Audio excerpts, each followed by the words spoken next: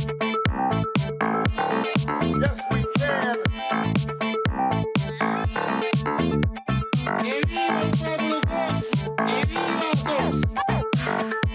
Je vous demande de vous arrêter.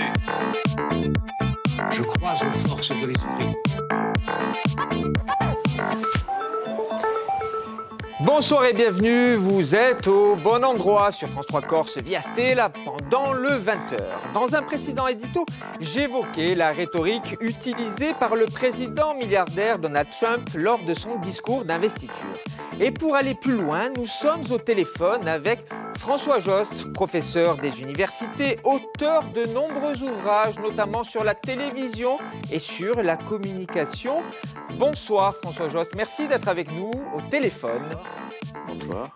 Vous publiez la tribune Le populisme télévisuel de Donald Trump sur le site France Média. Justement, par quoi se caractérise ce populisme télévisuel ?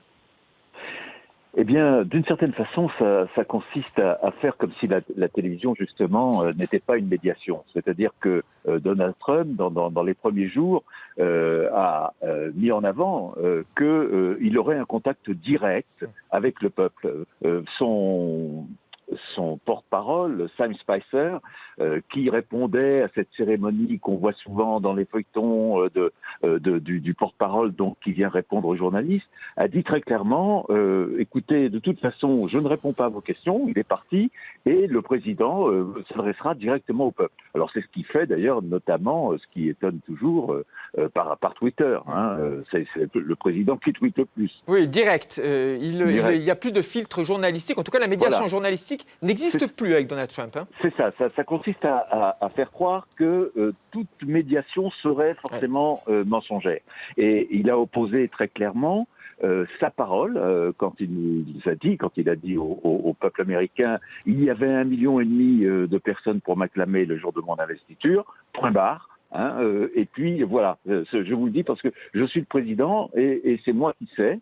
Et donc, tout ce qui serait un intermédiaire entre lui et le peuple serait mensonger. Oui, c'est le porte-parole, d'ailleurs, qui a relayé ça dans la conférence de presse de l'administration. Absolument, c'est le porte-parole qui l'a dit, effectivement. Juste sur cette comparaison, on a vu une photo à l'image de la comparaison entre l'investiture de Barack Obama en 2009 et celle de Donald Trump il y a quelques jours. Barack Obama, 1,8 million de personnes. Donald Trump, 160 000 à 250 000. Et pourtant, là, c'est vérifié par les journalistes présents sur place, évidemment. Et pourtant, là encore, ce président milliardaire donne un écho différent à la réalité. On appelle ça la post-vérité. Enfin, c'est la formule en ce moment qui apparaît un peu partout. Tout à fait. Et ce qui est en même temps très étonnant, c'est que ce président qui connaît de la télévision, puisqu'au fond, il a été un animateur télévisuel avant d'être président. Finalement, c'est comme si le succès de sa pensée se résumait à l'audience. C'est-à-dire qu'on a l'impression d'être les directeurs de chaîne qui se chamaillent sur des chiffres, ce qu'ils ne font pas d'ailleurs d'habitude.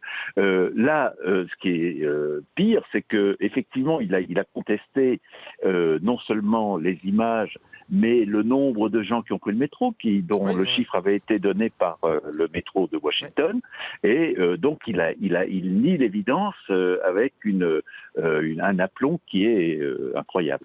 François Jost, dans votre tribune, il y a un passage qui m'a interpellé. Vous écrivez « Entre la réalité et le mensonge, il y a un autre espace qui influence nos représentations, la fiction ». En quelques mots, vous avez dit Donald Trump vient aussi de la télé-réalité, il en a fait beaucoup. Cet espace fictionnel, nous l'avons avec les séries télévisées. Souvent, la Maison-Blanche a été représentée dans les séries télé et au cinéma, évidemment. Dans l'inconscient collectif, il y a cela également. Voilà, c'est ce qui m'a frappé, si vous voulez, quand j'ai vu Sam Spicer, qui disait... son porte-parole qui disait bon, ça y est, il n'y a pas de question, la séance est terminée. J'ai eu aussitôt en tête beaucoup d'autres séances de ce type-là qu'on voit dans les séries, et on sait comme c'est un moment absolument névralgique. C'est-à-dire que c'est le moment où effectivement le président peut faire du storytelling, mais il peut parler aux journalistes et au peuple. Et là, tout d'un coup, il avait une attitude qui n'existe quasiment pas. Alors dans les feuilletons, et on peut pas s'empêcher de juger la réalité par rapport à ce qu'on sait à travers les feuilletons. Et là, je pense que pour Donald Trump, il y a une erreur. Il prend mal en compte le fait qu'on ait des téléspectateurs. C'est-à-dire que pas seulement des gens qui des vivent... citoyens éclairés, c'est aussi... voilà, des citoyens éclairés, mais aussi des gens qui jugent par rapport à ce qu'ils voient dans l'ensemble de la télévision. Et je pense qu'il devra en tenir compte s'il veut que ces conférences de presse ne paraissent pas absolument fausses. Merci beaucoup François Josse d'avoir accepté notre invitation et d'avoir Merci à conversé vous. avec moi autour de la rhétorique et autour de la représentation par la communication de la réalité selon Donald Trump. Merci beaucoup. Merci, au revoir. Nous allons poursuivre avec les titres de votre 20h. En politique, doit-on affirmer ses convictions religieuses? Le regard du journaliste Sébastien Pisane et de l'historien et polémiste Paul Tourkidourian. Dans la seconde partie, le débriefing culturel de notre débat, politique et religion, pour aller plus loin dans notre réflexion.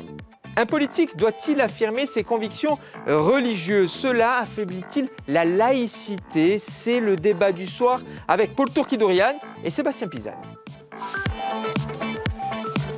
Bonsoir messieurs. Bonsoir. On passe de Donald Trump aux convictions religieuses des politiques. Et avant de débuter nos échanges, je voudrais vous faire agir par cette formule de François Fillon. Évidemment, parce qu'on ancre ce débat avec la formule de François Fillon. En politique, doit-on affirmer ses convictions? Voilà ce qu'il dit, François Fillon. Je suis gaulliste et de surcroît je suis chrétien. Cela veut dire que je ne prendrai jamais une décision qui soit contraire à la dignité humaine. Paul, vous me voyez venir, c'est avec vous que je commence. Alors, vous vous doutez bien, Philippe, que pour moi, faire état de sa religion politique, ce n'est pas un problème. La religion fait partie, bien évidemment, intégrante de la spiritualité, de l'intellectualité et de la vie de tout un chacun, et des politiques comme des gens de tous les jours. Non, ce qui est problématique, c'est qu'en période de primaire et en période d'élection, ça fait plus étiquette, je dirais, électoraliste que revendication réellement religieuse. Marketing politique, c'est ça? Marketing politique. On voit qu'on est en période de crise, donc bien sûr, il y a un retour à des valeurs traditionnelles dans lesquelles on trouve le réconfort ou l'élévation. Et ça fait très joli de se réclamer de cette partie-là. Et ce n'est pas le seul dans ses primaires à s'être réclamé du christianisme. D'autant qu'il faut remettre cette phrase dans son contexte, parce que François Fillon était à l'époque dans une espèce de petit rétro-pédalage. Il était un petit peu montré du doigt sur la tournure assez dure, voire brutale de son programme social, en particulier sur la sécurité sociale. Et donc, au détour d'une seule et même phrase, il nous renvoie à deux figures tutélaires. Alors, d'énorme respect, que ce soit le gaullisme. Alors c'est un peu le père, pour une partie, la figure du père, pour une partie de la droite française. Le christianisme qui est donc politique, mêlé au gaullisme. Et tout ça pour finalement rassurer sur le fait qu'il respectera certaines valeurs de solidarité. Ouais. C'est ça qui a rendu sa phrase quand même un petit peu particulière. Moi, je rejoins Paul tout à fait sur le fait que ça peut faire partie de l'ADN d'un homme politique que d'affirmer sa religion. Là où ça commence à devenir gênant, c'est quand ces mêmes convictions religieuses sont mises en avant pour assurer que finalement, d'un point de vue programmatique, on fera les choses plutôt comme ci, plutôt comme ça. Là, ça devient très flou. Ce qui va à l'encontre, en plus de ses positions ultralibérales, parce que si on revient à sa déclaration donc, qu'il est chrétien, et je dirais même aussi gaulliste, même si il y a un petit pléonasme dedans, c'est quand même les valeurs de la solidarité et du partage qui vont complètement à l'encontre de ces prises de position. Alors, est-ce qu'on peut être libéral et chrétien? Je ne pense pas. Non, je ne pense pas. Alors, sans faire le franciscain d'occasion. Non, je ne pense pas. Je pense que réellement, il y a une abnégation, un don de soi, un sens du partage, de l'empathie dans le christianisme, fondamentalement. Oui. Et que c'est complètement incompatible avec des théories économiques qui vont à l'encontre de l'humanité. Et puis De Gaulle avait une approche assez keynésienne, donc je veux dire, même par rapport au gaullisme, c'est pas si compatible que ça. Je vais citer Jérôme Fouquet, politologue, directeur du département Opinion et Stratégie à l'IFOP. Il dit ceci: cette affirmation concernant François Fillon, vous l'aurez compris, d'une identité chrétienne est révélatrice d'un retour à une certaine forme de valeur. Une droite de valeur, aujourd'hui totalement décomplexée. La domination culturelle de la gauche 68arde, qui a mené, selon elle, au désastre, est terminée. Et il y a cette opposition entre cette gauche 68arde et cette droite décomplexée. On l'entend beaucoup, cette expression droite décomplexée. Alors il y a la volonté aussi de tuer la période sarkozyste, puisque Sarkozy, par l'UMP, avait quand même coupé, je dirais, un petit peu quelque part les racines RPR, donc gaulliste de la droite traditionnelle. Et donc il y a cette volonté peut-être d'effacer ce segment de l'histoire de la droite française. Bon, après, encore une fois, retour à des valeurs fondamentales. Quand du côté pragmatique, on est plutôt dans la dureté et justement dans le fait de creuser le fossé qui sépare un petit peu les catégories sociales. Il y a quelque chose d'assez paradoxal et presque de malsain, je dirais. Oui, alors le retour aux valeurs, on l'entend à toutes les sauces Voilà. en ce moment, parce que finalement la gauche aussi parle d'un nécessaire retour à ses propres valeurs. Et de christianisme. Oui, le christianisme oui. de gauche notamment. Alors je crois que ça participe tout simplement du fait que là on sort d'une période, et on est encore dans une période où effectivement, pour une partie de l'électorat, on en a déjà débattu, ce message gauche-droite très brouillé, donc très tout flou. le monde très flou, donc tout le monde tant à droite qu'à gauche a besoin de réaffirmer des valeurs. Alors, est-ce que ces valeurs, sur un plan purement politique, doivent passer par l'affirmation d'un lien avec une religion plutôt qu'une autre ? Qu'il y ait en France et chez nous en Corse une culture chrétienne, c'est indéniable, je veux dire, ça se mesure en siècles. Mais encore une fois, je ne crois pas que ça fasse pour autant, ça ne peut pas être au cœur d'un programme, ça ne peut pas être une affirmation balancée comme ça. Mais c'est une affirmation d'une identité, nous sommes d'accord en tout cas. Est-ce qu'on peut imaginer, puisque nous sommes en Corse, vous m'avez passé le ballon comme au rugby, Sébastien, est-ce qu'on peut imaginer, par exemple, on va prendre le cas d'Ajaccio, même Bastia, pour une fête religieuse à Ajaccio, la Madonouche, que le maire d'Ajaccio, tiens, ne défile pas pendant la Madonouche. C'est catastrophique. inimaginable, nous sommes d'accord. Politiquement, j'entends bien, sûr. politiquement, nous sommes d'accord. Comme tout autant pour la Sainte-Marie à Bastia, Pour la Saint-Joseph, etc. Vous êtes trop absent des stades, ça revient au même. C'est ça. Non, disons qu'il y a culturellement, il y a évidemment le cadre normatif, législatif français, la laïcité, etc. Mais il y a aussi une manière de vivre la politique et la religion qui est tout à fait populaire et qui correspond plus, je dirais, à une version de la religion et de la relation entre la religion et la politique à l'italienne. Un glissement vers une fête populaire, c'est ça ? Fête populaire au sens noble, au sens du peuple, au sens du patrimoine, de la culture, de l'héritage, bien évidemment, de la culture chrétienne et pas de la racine chrétienne, comme on l'entend souvent dire aussi, puisqu'il n'y a pas, aucun peuple n'a de racine à proprement parler chrétienne, il y a une culture chrétienne. Et donc, être absent de ces fêtes, c'est aussi manifester une coupure nette avec le peuple et avec la religiosité populaire, encore une fois, dans le sens noble du terme. Mais alors, ce qui est assez intéressant avec Laurent Marcangeli et la Madonouche en particulier, c'est que le maire d'Ajaccio, son prédécesseur, Simon Renucci, n'allait pas jusqu'à assister, en tout cas au niveau de la présence à la cathédrale, au rite, et surtout renouer avec ce fameux serment des magnifiques anciens qui est à l'origine de cette fête religieuse. Oui, il y a eu un début de polémique parce qu'effectivement, Laurent Marcangeli a tenu absolument à ce que lui-même et une partie de son conseil municipal, ses adjoints, on va dire les plus proches, restituent ce fameux texte de 1556, il me semble, qui avait d'ailleurs été dit à la cathédrale d'Ajaccio en 1560. Vous voyez, j'ai été un petit peu vérifié. Donc finalement, renouer, voilà, renouer en fait avec cette séquence. Ça peut poser question, en revanche, effectivement, parce que je rejoins tout à fait Paul sur le fait, effectivement, d'être associé à cet événement. Mais était-il nécessaire, finalement, de devenir acteur d'un office religieux au sein de la cathédrale en restituant ce discours qui a donc 350 ans ? Il y a une difficulté, bien évidemment, d'équilibre entre le religieux, la religion et le politique, même si souvent la politique est une religion. Dans le cas de certaines maisons, on voit Vincent Payon, vis-à-vis de la laïcité, des valeurs de la République et de son jacobinisme, il est totalement dans la religiosité politique, avec son culte, ses rites, ses symboles. Mais il y a un équilibre très délicat, effectivement, et la religion, même si on en fait état, il ne faut pas que ça devienne un programme, elle est de l'ordre de l'intime, elle constitue la fibre et l'essence de l'être, bien évidemment, et de l'esprit et du corps. Et donc, elle s'applique par les faits. C'est-à-dire qu'elle ne se contente pas des paroles. Elle se retrouve dans les gestes et dans les faits. Et effectivement, vouloir parfois forcer le symbole peut nuire tout autant à la crédibilité qu'à la foi ou qu'à l'action politique. Et donc, il y a vraiment cet équilibre très délicat. Bon, je pense qu'en Corse, que ce soit à Bastia ou à Ajaccio, l'équilibre est encore très bien maintenu et on voit que les fêtes religieuses sont soutenues est populaire et que nos élus sont présents. Et donc, je pense que nous, on le respecte tout à fait. En France, il y a beaucoup plus de difficultés. Pourquoi ? Parce que, effectivement, il y a cette religion de la République qui rejette complètement la religion du peuple, on dira. Il y a des confrontations permanentes, les religions des peuples, puisque désormais, en France, il y a plusieurs religions. Et donc, il y a cette espèce de schizophrénie permanente à jongler entre les concepts. Et là, on dira que, certains candidats à la présidentielle, par rapport à tout ce qui se passe au niveau géopolitique international, mondial, au terrorisme, à la crise identitaire, sociale, culturelle, ils trouvent bon de se repositionner par rapport à ça. Sauf que c'est un peu tard, c'est un peu malvenu, c'est un peu maladroit. Et à la différence de la Corse, c'est un peu grossier. Ce n'est pas, je vais grossir le trait, évidemment, être presque caricatural, mais affirmer ses convictions religieuses. Quand on est un homme politique dans le débat public, est-ce porter atteinte à la laïcité ? Non, je ne crois pas. Après, tout est question d'équilibre.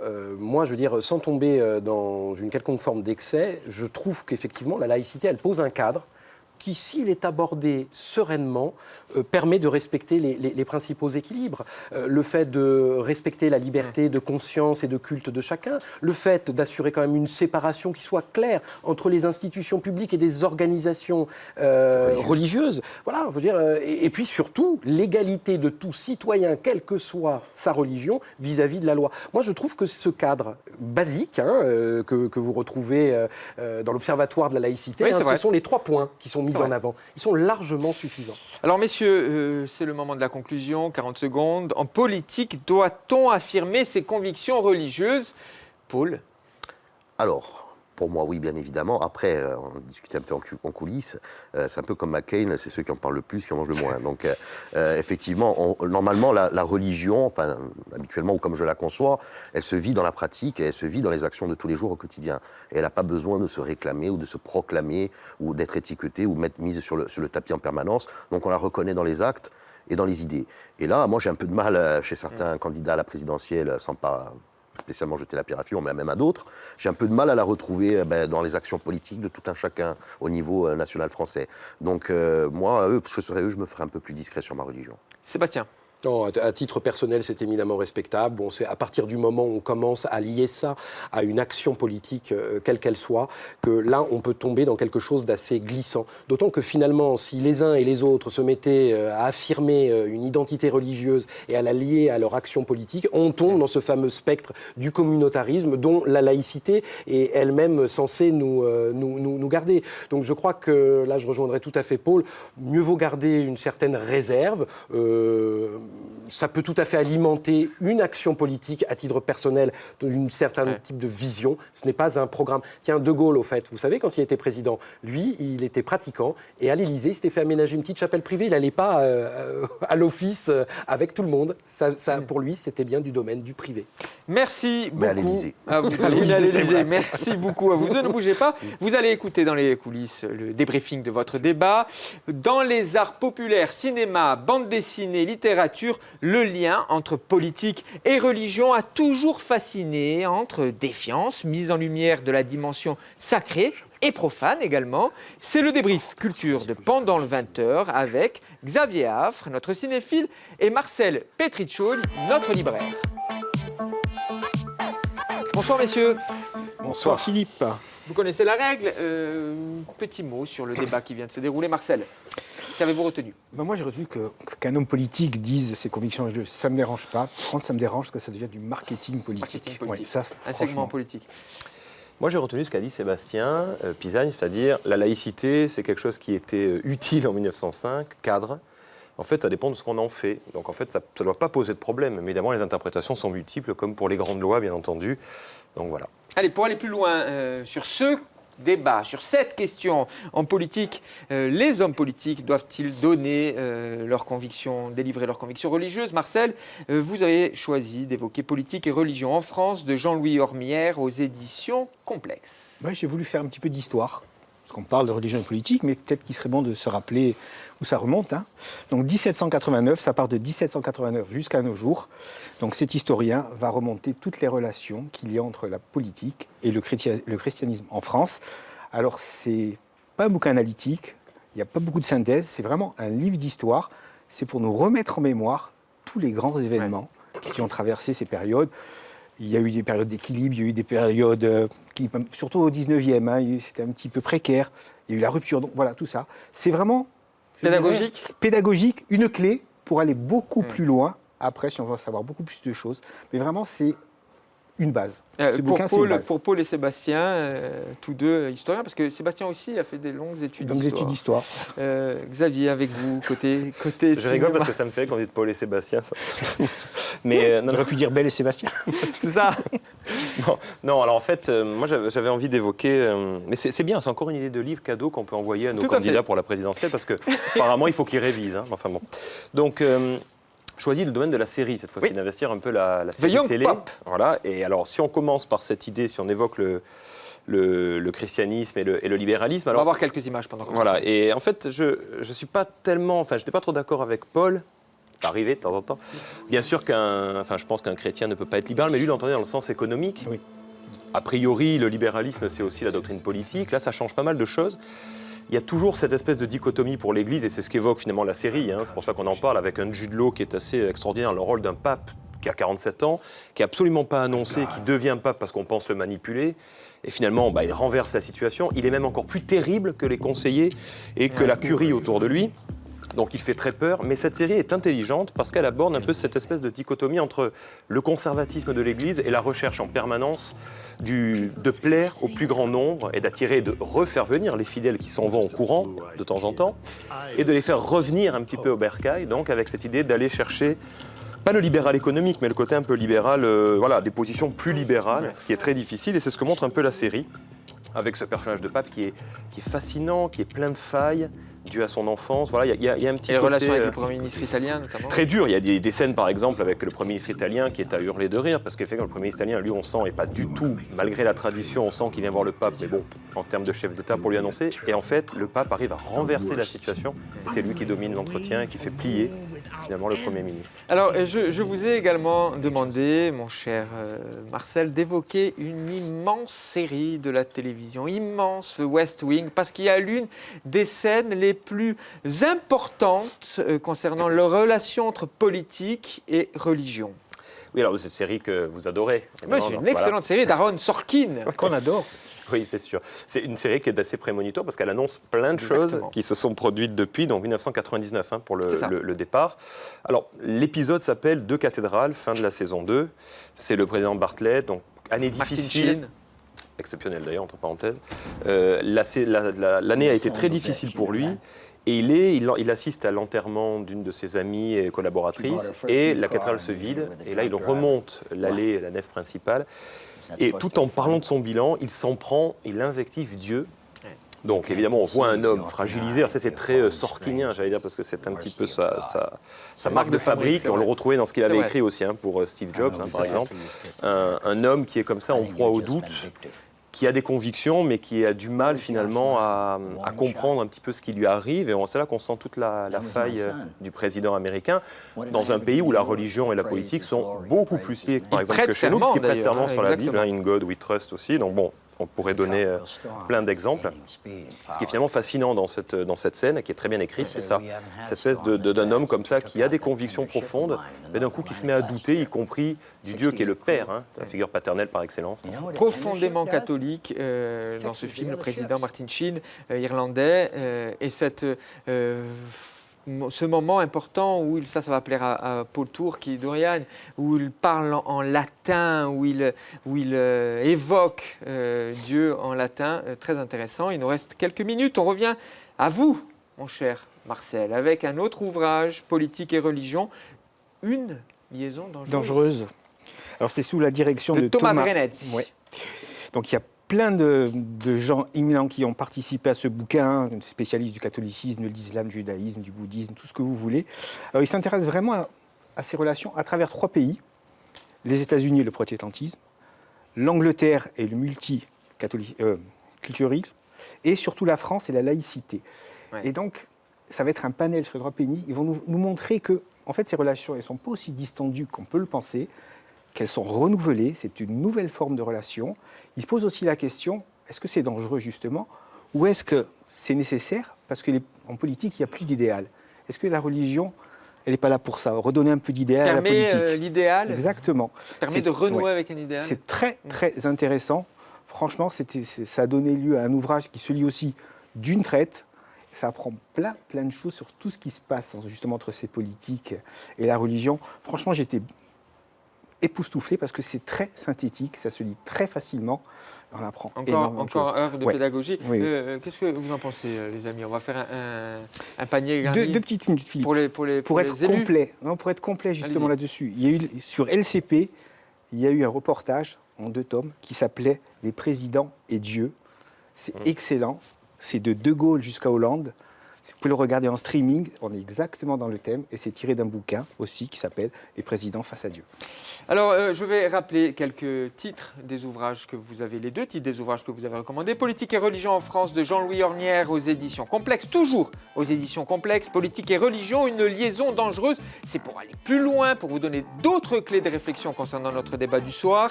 Et côté série, The Young Pop avec Jude Law. Et l'excellente série The West Wing que vous pouvez voir en streaming, notamment en téléchargement légal, évidemment, vous l'aurez compris, d'Aaron Sorkin avec Martin Sheen. Et on va faire un paquet cadeau pour tous les candidats à l'élection présidentielle. Oui. Et pas seulement. Merci de nous avoir suivis. À très vite sur France 3 Corse via Stella pendant le 20h.